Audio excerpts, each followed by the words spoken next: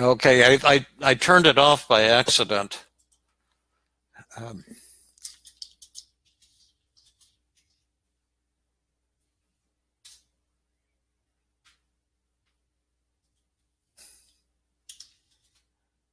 I messed up and put finish rather than enter.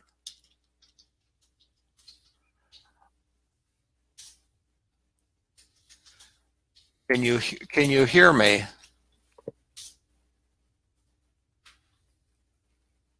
Hi Dwight. Hi Daniel. Bill Thomas. Hi Fabiana. Hi. But can anyone hear me? Uh, Maybe you can type in. Now it is good. You can hear me? Oh, you can hear me. Oh, great. Okay, good. Well, we'll get rolling then. That's great. I keep hearing a pinging sound, a bell or something. I see Daniel, Dwight, Phil, Lisa Kelly, Bill Thomas. So I'll just start in. I have one or two questions that people have written in that I'll get started on, but I'll give you a report on stuff first. We had a fabulous hike today. We had about a dozen hikers, and we went for a good 3 hours, and I worked with 3 different people, and it was magic every time that we just saw people's lives being changed. It was incredible. I'm just so grateful to have colleagues to hike with. One was the wife of one of the people in our group said she's been feeling inferior and worthless and shy ever since she's been a little girl, and has been depressed the entire time, and just had a mind-blowing complete elimination of symptoms on the hike. It was so fantastic working with her and seeing her go to joy and self-confidence. And then we worked with a fellow who's been feeling extreme depression and anxiety over a physical problem and problems at work, and he was great to work with. He just had a dramatic changes. Just on the hike, people are open and honest about their feelings and vulnerable, and it just creates such a spirit of warmth and magic. So, and I'm so lucky that happens every Sunday pretty much. If I'm in town, we have the hikes, and so many people join. Also, I give you a report from Anaheim, California. Jeffrey Zeig, the head of the Ericksonian Foundation in Phoenix, kindly invited me to participate again in the Evolution of Psychotherapy conference in Anaheim. And wow, he puts together a tremendous event, and they had a lot of really big name people there, Tipper Gore and a lot of famous mental health professionals, and they were using 2 huge hotels and the convention center. And I had a chance to give 5 presentations, and the most exciting one was just an hour presentation I gave on, I think, Friday, I think it was Friday morning. It was on When Panic Attacks, on my book When Panic Attacks, and I was able to talk about quick treatments for panic disorder. But there were the conference room they had me in can hold 2,400 people, and it was pretty much packed, and it was so exciting. It's the largest audience that I've ever had, and the audience was just whooping and cheering and laughing, and they were just with me every step of the way, and it was a tremendous peak experience. And then afterwards, the bookstore had arranged an autograph signing at noon. My talk was over at a quarter of noon, and then I had to walk over to the convention center. And I had this thought, that there wouldn't be anyone there wanting to buy my book or get my autograph. And, the line was an hour and a half long. It was just I was sitting there for an hour and a half signing as fast as I could. Everyone wanted a photo. People were just so warm and kind, and it was so well organized. And so I've had my 5 my 15 minutes of fame now, so I'm ready for you to put me out to pasture. But I just wanted to thank Jeff Zeig and Kaylee Vaccaro and all the others who organized this fantastic event. And if you're a mental health professional, they're going to have it again in 3 years. It used to be every 5 years, but now they're having it every 3 years. And then next year, Jeff is going to have another brief therapy conference rather than an evolution conference in December, and I'll probably be a part of that as well. And these are highly recommended conferences because it's so warm and comfortable in Anaheim. Everyone is friendly, and the thing is just runs like a clock. And they have thousands of people attending these conferences. They call it the Woodstock of psychotherapy, and I can certainly believe that. Everyone is there with their best stuff, trying to put on their best show. Now let's see. Now here is a question to get us started. This is from Greg. He says, these questions are for the live cast on Facebook on Sunday afternoon. Well, thank you for that. Oh, and by the way, see, I was looking all grubby because I was all tired. I got in late last night, and then I just got a little sleep, and I had to get up for this 7-mile hike we did. And then Lisa said, well, don't look grubby. Put on a nice shirt or something. So I went and I gave myself, after the hike, I just had 3 minutes, with a wash rag, and kind of did a little standing quick bath and put on this shirt. Now, this shirt looks beautiful, but it's actually the shirt I was wearing yesterday. It's kind of grubby, but it should look nice. Hopefully it looks good enough, Lisa. So I kind of like looking grubby because I enjoy hiking, and we all look grubby and we relate as human beings, and that's kind of where the magic comes from. Anyway, here's the question. If a patient is resistant to try shame attacking, is there an effective way to coax them to try it? If the patient is still resistant, what other methods do you find effective to defeat social anxiety? Well, that's one of the things I did on the hike, and I'll disguise the identity of this person, because I did exactly that. This woman who said that she had felt kind of like a loser and shy and inadequate since she's been a little girl, and she'd had some traumatic experiences, and I just started empathizing with her, and she said she never talks to people because she feels like she's a loser, and that she has nothing interesting to say, and people wouldn't be interested in her.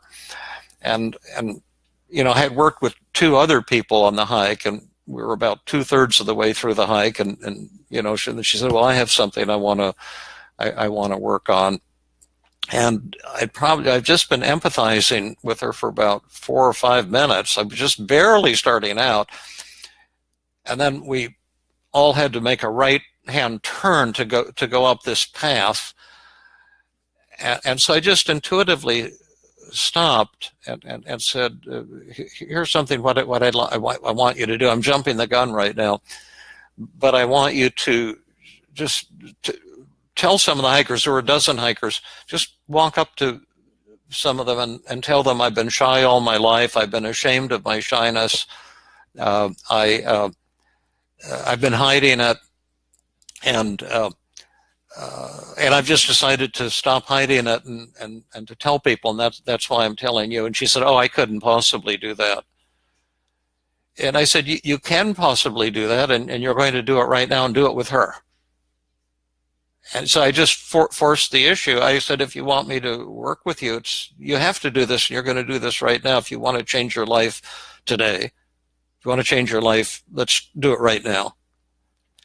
And she was a good egg, and she said to this other hiker, she said that I've been shy all my life, and I've been hiding it, and I'm just so ashamed of it, and I'm afraid people will think I'm a loser.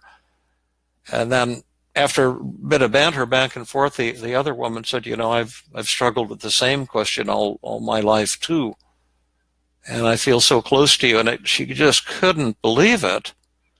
And I said, ask her if she's telling you the truth or if she's just bullshitting you. And So she said, "Are you telling me the truth? Do you really feel closer to me?" And the woman said, "Oh, absolutely." Then she went and told several other hikers and got the same feedback, and this was mind-blowing to her. And then we continued on the hike, and I continued empathizing and doing paradoxical agenda setting. And then I said, "But now I'm going to move you up to a higher level. I want you to approach strangers and say this on the hike." She said, "Oh, I couldn't possibly do that." And I said, "Oh, yeah, you could do it, and you're going to do it right now." And then we saw these two elderly men walking up the road that we were walking down. I said, go tell them." They had dogs. And I probably shouldn't say they were elderly. I mean, they were probably about my age or something, but, you know, they were older looking guys. And so I forced her. I just said, "Go right up." And I said to the men, "Stop a minute. This young woman has something to say to you." And then she said, I had a tough time as a child, and I've felt shy and inferior all of my life. And I hide my shyness, and I just decided today to start opening up and telling people. And this poor old fellow was so compassionate. He spoke in broken English, and he said, "I escaped from Nazi Germany when I was just a kid, and I've had some pretty hard times too." And it just blew her mind. And then I said, "Ask him how he feels about you." I said, so she said, "What do you feel about me? Are you looking down on me?" And he said, "I feel so close to you. You're a beautiful young woman, and it's just wonderful to talk to you." And she couldn't believe it. And then the guy started opening up and telling her the story of his life. And here he was like a complete stranger. And she was just touched. The fellow just opened up like a flower. And then she told the other man, said, what do you think of me?" And then he was an immigrant too, had some horrible things that he'd been through, and he opened up about them. And they had these dogs that were, you know, we were petting them, and it was just a beautiful experience. And to answer your question, you see, you have to have trust, you have to have empathy, but then when you want someone to confront their worst fear, that's the one time you have to push. And I issue the general ultimatum. I say, if you want to work with me, you have to do this. It's not negotiable, but I'll go with you. I'll go with you to the gates of hell. And then to finish it off, I said, and then she just started getting euphoric, and then we did feared fantasy and externalization of voices, and she just blew her negative thoughts out of the water. And then I said, the last thing I want you to do is called a shame attacking exercise, where you make a total fool of yourself in public to get over the fear of looking foolish. And she said, like, what would I have to do? I said, well, like the next person that we meet on the hike, just stop them and tell them, I wish to entertain you with song. And then ask them for requests. And she said, oh, I could never do that. I don't even have a good voice. I said, no, you can do it. And you're going to do it with the next hiker we come to. And then in about 15 seconds, this lovely young woman came, hiking on the trail, approaching us. I said, should you just stop for just a second? This young woman in our group here needs to talk to you. She wants to audition for the television show Voice, where you compete with other singers. And so she's going to do an audition, and she has something to say to you. And so I said, no, tell her. So she said, oh, I wish to entertain you with song.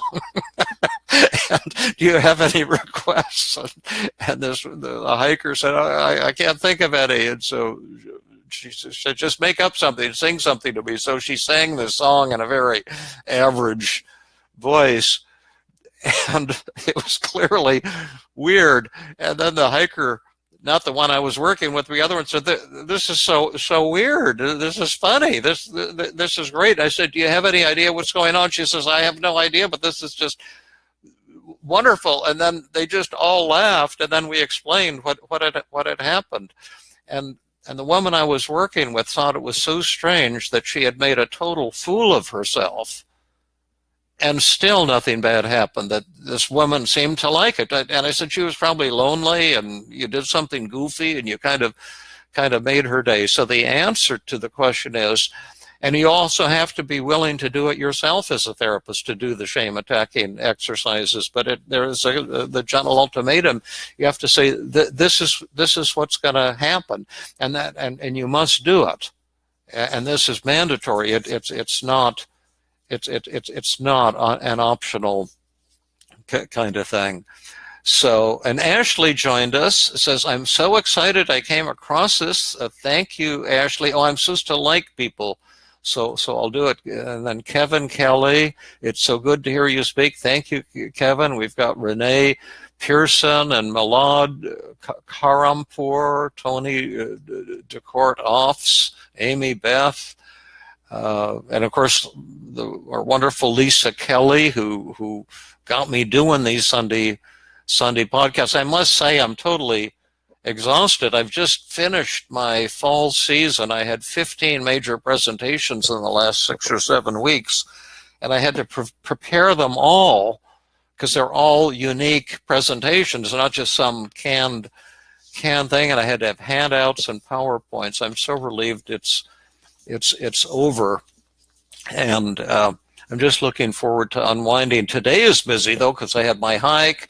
Then I was doing podcasts with Helen and Fabrice because Fabrice is going to New Zealand, and so we're having to get several Feeling Good podcasts in advance so we can keep on track and on schedule when he's out of town, and that was fun but intense. And then after I'm done with this podcast, I have to go and do one more, after I'm done with this broadcast, I have to go and do one more Feeling Good podcast with Fabrice, and then I'm finally done with my fall season. I'm liking you, Dwight. I'm liking Daniel. I'm trying to remember. I'm liking Daniel twice. And Phil McCormick. Phil, you've been giving me great questions, and thank you so much for that, and great comments you've been providing. And I printed couple of your questions and comments. I don't have them in my hand right now because I'm a little disorganized. But we've got here Val Gold, Zarlet Amahit Torres, Rosalind Mary James. Mike, is this Mike Christensen? Yeah, hi Mike from Canada. This is one of our teachers in the team. And Mike has a fabulous online course, made a little video I posted on my website recently. And he says, shame attacking with David is the best, and shame attacking with Michael Christensen is the best too. I'm putting your picture up here. We're trying to figure out, oh yeah, a mutual friend, Marla Stekran. Michael, I'm wondering, is she in your group, your online group? Because Marla comes to the hikes too, and she is just fantastic. But I'm trying to figure out how to do split screen. We haven't experimented with it, and then maybe you, Michael, and I can do role plays on split screen, but we haven't quite mastered the technology for how to do that yet. Tyann Trong says that I have to have a cell phone here in order to do split screen with audio. I'm not sure, but we're working on it. But anyway, it's neat to see you, Michael, and type in a comment or how your groups are going. If any of you want a good 12-week training group in team therapy, Michael has one of the best introductory online classes. There's a small number of participants, therapists. You can do personal work. You can learn. You can practice the techniques. And Michael just has a brilliant mind and a wonderful heart and a bubbly personality. And I guess if you want to join one of his groups, you can find on my website, feelinggood.com, a PDF with all of the online,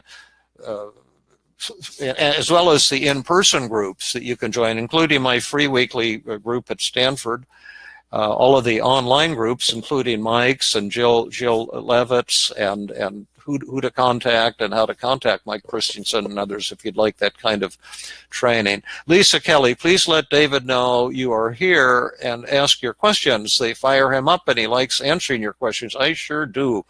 I love your questions, and they give me things to talk about that suddenly pop into my mind.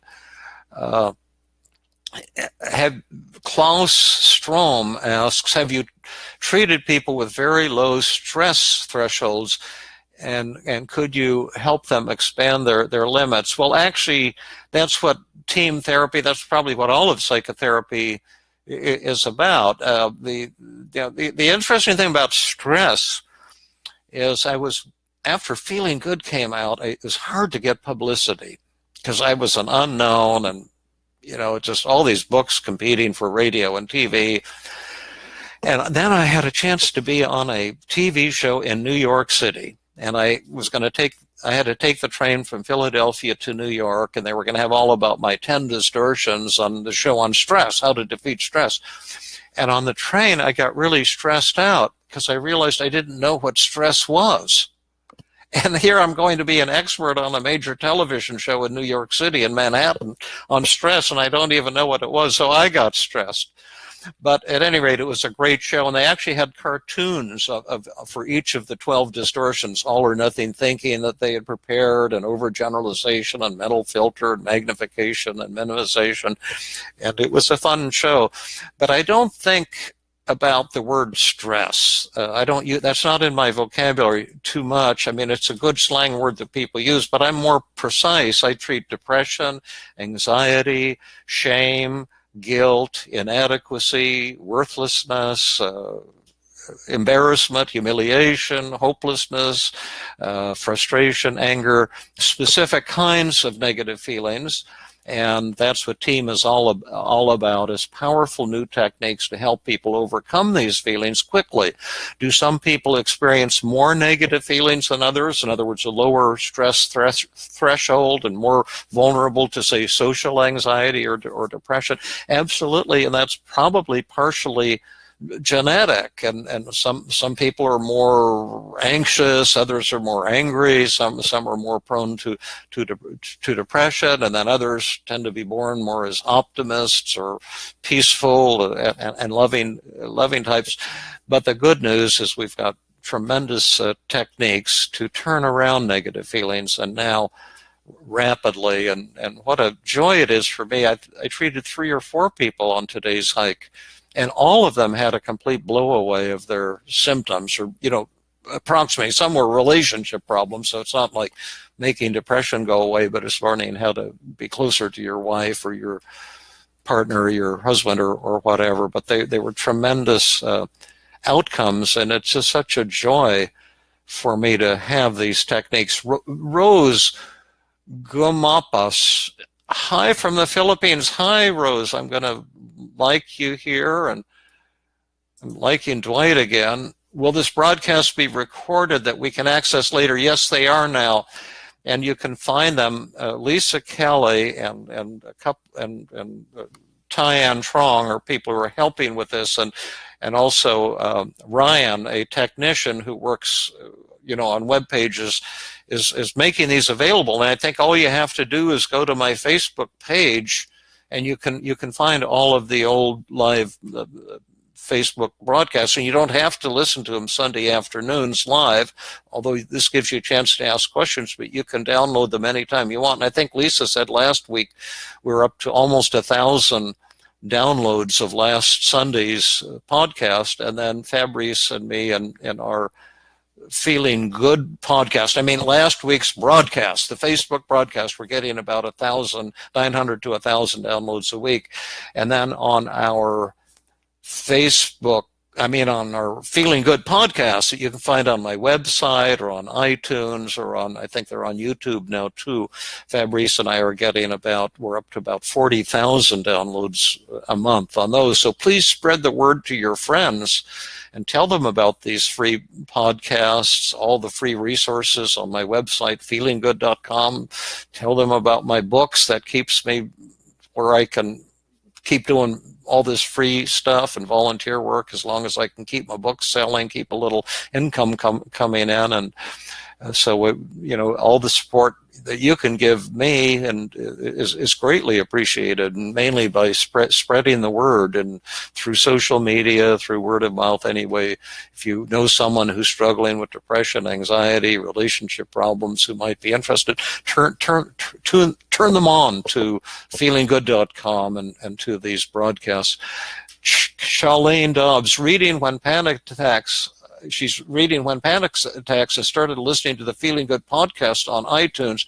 Going to try and tackle this anxiety alone because my doctors just try and put me on Xanax. Well, thank you for that. So many of us experience anxiety.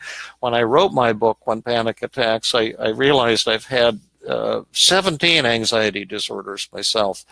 And so that's why I've had all kinds of social anxiety and phobias, and I've had a panic attack and camera phobia. See, now I've killed it. I can smile in front of a camera. I couldn't do that from childhood up to about a year ago or 6 months ago. I finally overcame that phobia.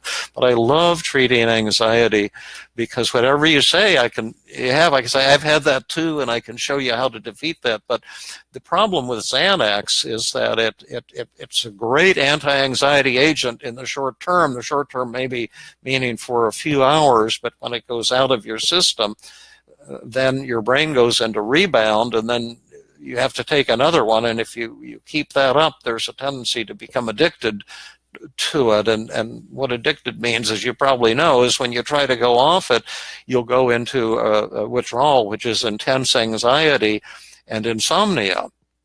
And then you'll think, well, I have to keep taking the Xanax, and that's how people get hooked. And so I have found it more effective to treat people with anxiety without medications, and the new techniques are so powerful. I can usually get the job done. I treated a fellow with incredible anxiety today, and hopelessness and severe depression, and he really just blew it away using the team therapy techniques on the hike. But you shouldn't change doses without consulting your physician who prescribed the Xanax, because if you were to suddenly go off it, you could go into drug withdrawal, depending on the dose and the length of time you've been on it. But I hope you find some relief from my book, When Panic Attacks, and some help from these podcasts.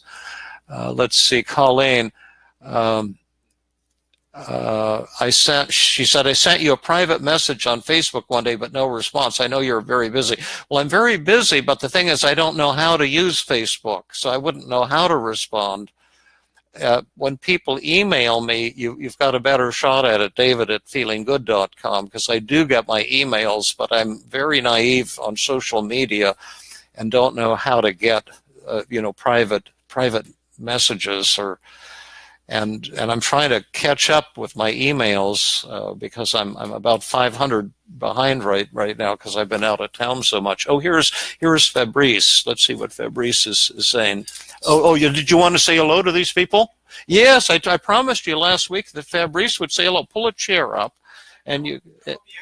Yeah, and you can put these on here.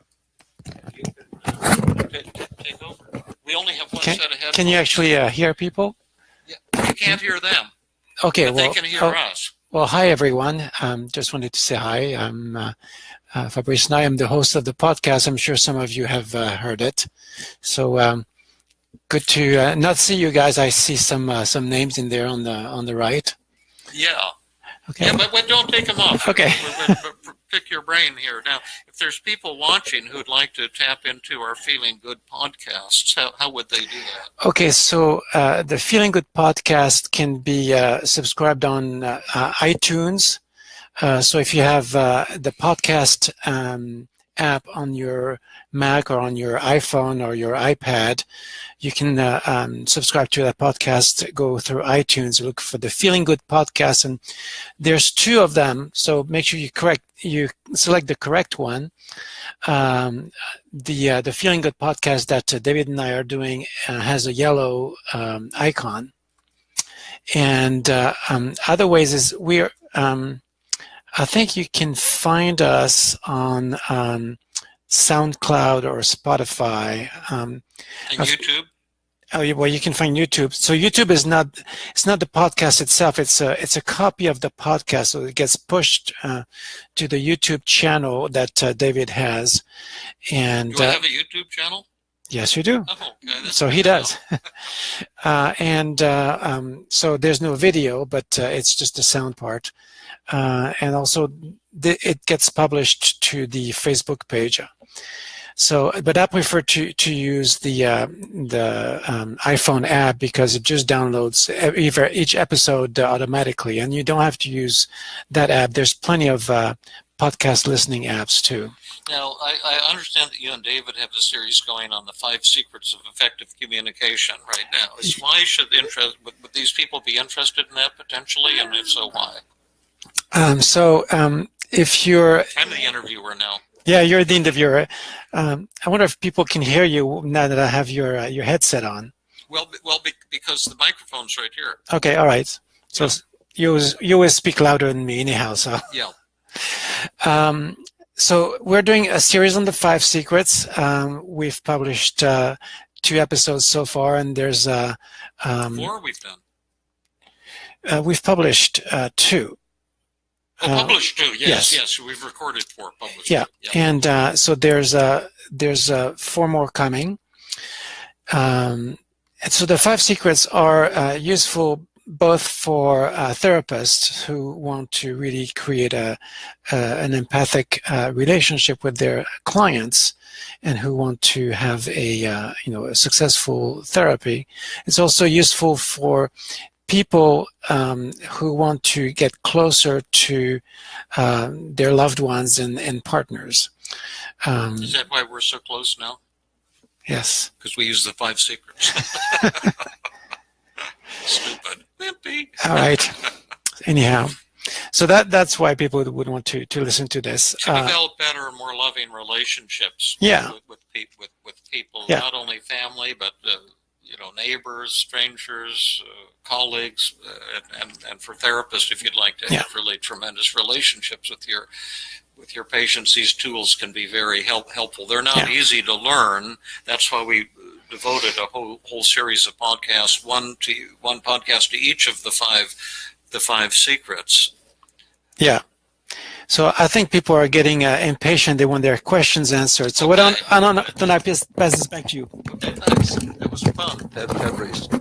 All right, I'm back in the driver's seat now. My new doctor of clinical psychology asked me to contemplate the shame we feel out of going to therapy. It was powerful for myself. One of his focuses is on corporate stress and highly effective, intelligent individuals, and that was from Tamara. And Lisa Kelly says, do you have friends who should see this video? Share it with them so they can watch it too. Let's see. We've got a big bunch of people here. Katie, let's see what Katie is up to. Katie Jacob Schwartz, so grateful for you and your books. You gave me hope and encouragement. I'm glad to hear that. Hope is so important, and we all need encouragement when we're feeling down. Talk therapy proved ineffective. Yes, I'm so disheartened at the low skill level, in my opinion, for what it's worth, of an awful lot of the talk therapy that's out there. I was actually dismayed that your works weren't suggested by prior anxiety therapists, even though they used excerpts from your work. Grateful to have found you. Well, thank you. Thank you so much for that kind comment, and I hope that you get more than hope and encouragement from the books, but an actual improvement and change in your outlook and the way you feel here. Let's see, we've got Diana Hale. Hi, Laura Casasamper Baranda. Thank you. Dana Hale said, thanks for no meds. Yes, right. Yeah, I think most of our human suffering can be handled with helpful tools and a human connection. When you think about it, it seems to me kind of absurd that we think we can take a pill to solve human problems. Some things a pill is life-saving, but I think for most of the anxiety, the depression, the bad moods, the jams we get into human beings, pills aren't going to be solving it for us. Michael Christian says looking good, Fabrice. I'll tell him. Loving the podcast. Highly recommend it. I prescribe them for my students and patients. Thanks for that, Mike. Comment deleted. The comment you're trying to react to was deleted. Try refreshing the page. Well, I don't know. I'm okay here. Janet Nagel. You helped me so much many years back. My therapist had me use Feeling Good as my workbook. I fought off depression many times through the years by using your definitions of cognitive distortions to get myself thinking clearly again. Thank you so much. Well, thank you for that, Janet. And Richard Agan joined. It's always nice to see you, Richard. Let's see. We've got Victor Hugo. Let's see. So I'm trying to see if there's some more questions. I have another question here, but let me just see if there's other I've missed higher up. Let's see. I'm just looking. I don't think I have any other live questions. But okay, yeah. Katie says you've definitely changed the way I think and feel. Hope caused change. Thank you again. And Charlene Dobbs says, do you know of anyone cured of anxiety from when panic attacks alone? I don't have research on that yet. I know that the research on my book, Feeling Good, indicates that roughly 60 to 65% of people with serious depression and anxiety recover within 4 weeks of reading Feeling Good. It's not a cure for everybody, but I would say it's probably reasonable to say millions of people have had a dramatic improvement or a recovery from depression from the book Feeling Good. There hasn't been the same research on when panic attacks, books for anxious individuals, but there has been work in the past that indicates that reading a good book on anxiety and using the techniques does lead to significant improvement, and I assume that's happening a lot with my book, When Panic Attacks, and if some of you want to write in about that, I'd love to talk about that on future podcasts. But there's 4 models in the treatment of anxiety, and you can learn to use the cognitive model, you can learn to use the motivational model, you can learn to use the exposure model also to confront the things that you're afraid of. It might be a little hard to use the hidden emotion model because the emotions that are triggering the panic, the repressed emotions, are by definition hidden, but I think there's a lot you can do on your own. Absolutely. Here's someone. I won't say the name because it might be too personal, but she's saying, what can you do about a husband who drinks and eats too much? Well, here I guess you're saying, how can I change this other person? And I kind of work on helping people to change yourself. And there would be 2 kinds of things I would offer to you, the person with the initials SS. One would be to help you change the way you think and feel on the one hand, and the other would be to help you change the way you relate to your husband. And I would work both of those from the specific point of view. Is there a time that you were feeling upset about your husband drinking too much and eating too much?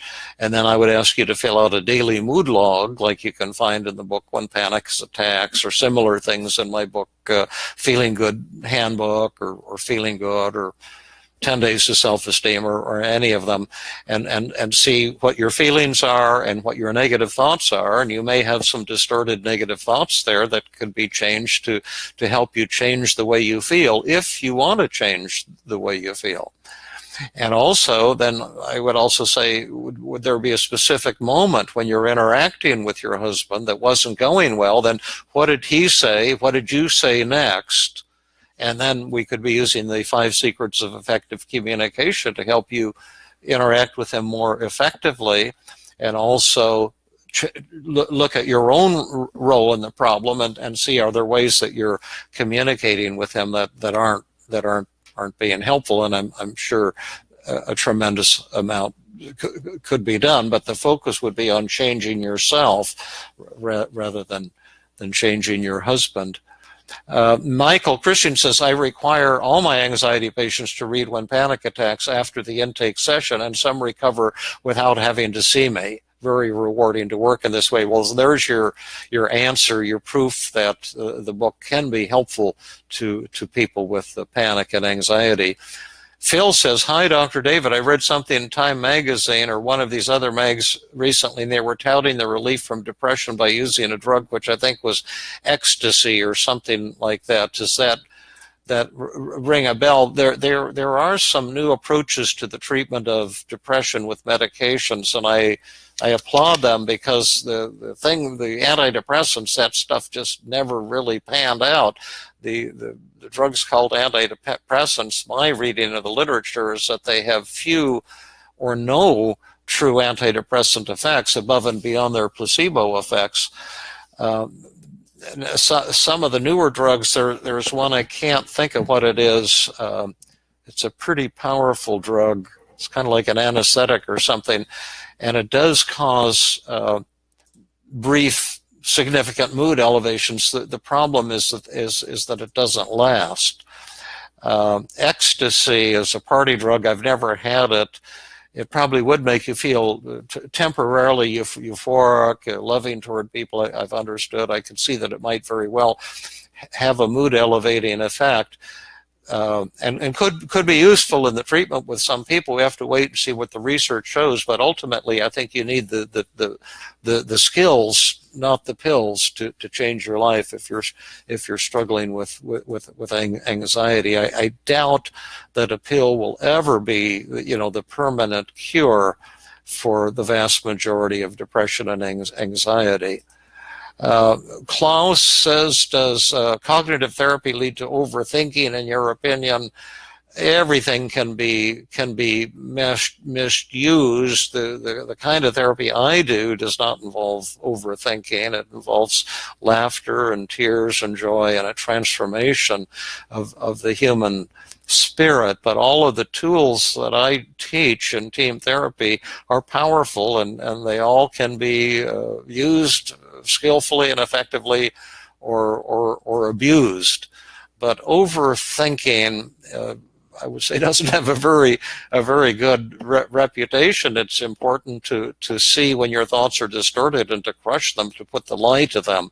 But that isn't the same as overthinking. When I think of overthinking, I think of people with obsessive compulsive disorder, and they have constant negative thoughts, and then they're washing their hands and doing rituals to try to undo their negative emotions, and they're constantly thinking. Yes, here we go, Diana Hale. It's ketamine is the one in Time magazine, and that does cause significant temporary mood elevations. We'll have to see how effective it is really as a treatment for depression, and it may in fact play a role. I've always been looking forward to drugs that are true antidepressants and how they might further our cause. So I say the jury's out, but I'm very open. I've never been opposed to drugs. I've just been opposed to drugs that don't work, and drugs that have side effects and toxic effects that outweigh any potential benefit. But hey, if ketamine is going to be a solution or partial solution, I'm all for doing some research and learning more about its effects as well as its limits. Lisa Kelly reminds us that Feeling Good Together, my book, addresses the 5 secrets of effective communication and the relationship journal. And it's important to work on changing yourself rather than your partner. And Dwight again mentions Dwight Swaback, ketamine. Tamara mentions the importance of changing your thinking if you want to change your life. The book Feeling Good, the new mood therapy, is all about that. Colleen says, can you please come to Prince Edward Island in Canada? We need you here. Well, thank you for those kind comments. I often do go to Canada to teach and often accept invitations to teach. I don't organize my own workshops, but am always, happy when invited to go somewhere to speak. I spoke recently in Calgary and Medicine Hat. I've never been to Prince Edward Island. I think that's up. I don't even know where it is. I have a feeling it might be up in a long way up in the direction of Newfoundland, maybe. But I'm just guessing. Oh, and Barb Full is here. It's always good to see you on a Sunday. Well, it's a little early for me to sign off today, but I might, because I'm pretty weary from my road trip. As I say, I spoke on 5 occasions to well more than 3,000 people in the last few days down in Anaheim. And I still have to do some recording with Fabrice before we finish up tonight. Next week on Sunday is Christmas Eve, and our family's going to be here, so we won't be having a podcast next Sunday.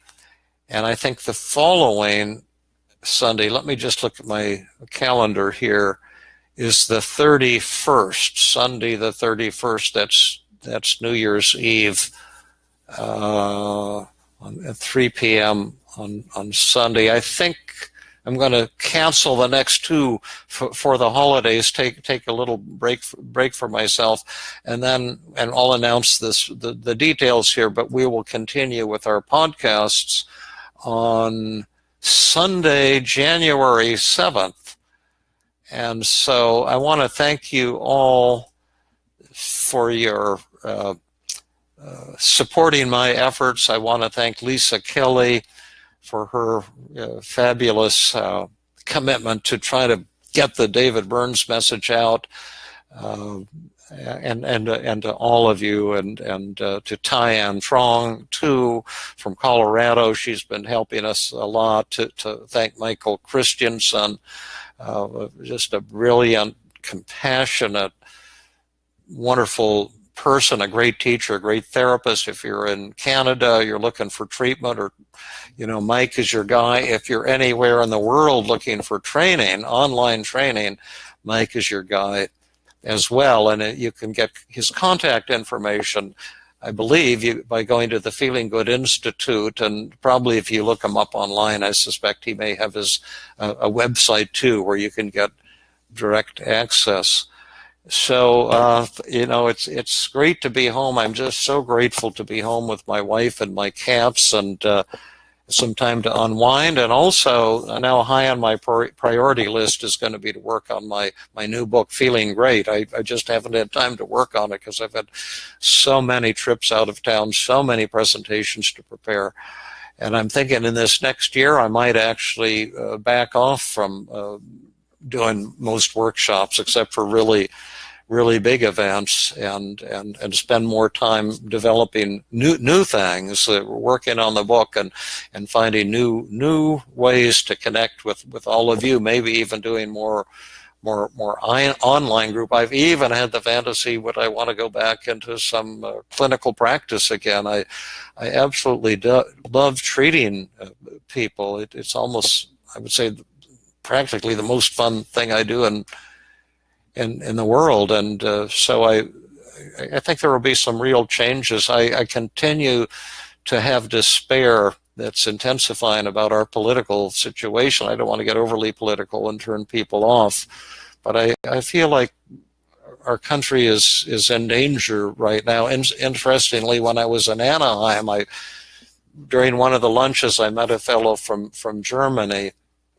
and he's some well-known mental health professional and has advertised conferences, but he said, maybe you in America won't be so critical of us anymore for our own history in Germany, now that you see what's happening to you. And what he was saying is that those same tendencies that swept through Germany in the 1930s that led to Hitler and the Third Reich and the persecution of people who were different, and one authoritarian person to take over all of the branches of government and to fight and eventually to kill all those who opposed him, that he feels, and I feel the same, that the same dangers are lurking now here in America. And I think it's a time for some real alarm. I think still that 2/3 of our country is still not supporting these dangerous trends. But I see paranoia in government. I see the Republicans now starting to say they're going to try to stop the FBI investigation of the meddling from Russia. And I think that's very, very dangerous and a bad development. And so I'm just saying here's I'm speaking my heart right now, and I hope and believe our democracy will triumph, but I believe that we're in some dangerous waters right now. Well, anyway, thank you all for your support in the past year. And I wish all of you a wonderful holiday, whether that's a Jewish holiday, the Hanukkah, the Christian Christmas, the Islamic, the Buddhist, whatever your holidays are, whatever your New Year is. I just wish you all a lot of warmth, and I hope we have some wonderful, exciting things here on our podcast and on the broadcast, and also on the Feeling podcast, and other new things that will evolve, I believe, in the upcoming year. So goodbye for this year to all of you, and I'll see you soon again in the new year. Thank you so much. Bye-bye.